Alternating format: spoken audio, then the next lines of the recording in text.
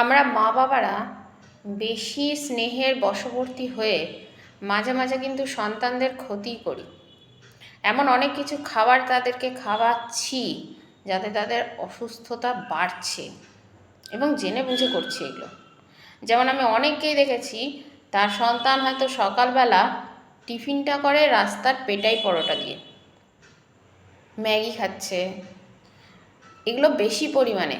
এক আধ দিন হলে ঠিক আছে, অসুবিধা ছিল না, কিন্তু আমি তাদেরকে প্রায় দেখি তারা বাইরের খাবারই সকাল থেকে রাত, মানে রাতের খাবার পর্যন্ত ওই বাইরের খাবারই খায়।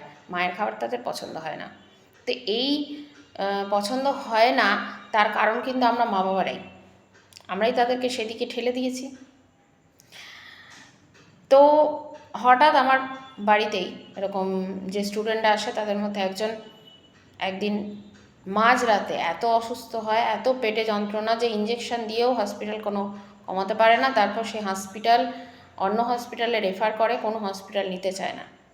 শেষে শোনা যায় যে অ্যাপেন্ডিক্সের এমন মানে অবস্থা, সেটা বাস্ট হওয়ার যোগ্য।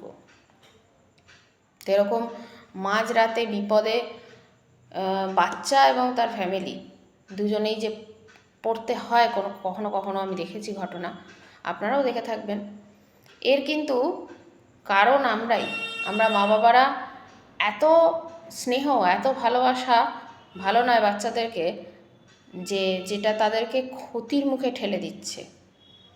খাবার সেটাই দেওয়া দরকার যেটা তার শরীর, মন, বুদ্ধি সব কিছুকে পরিপুষ্ট করতে পারে। শুধু মুখের স্বাদটাই সব নয়।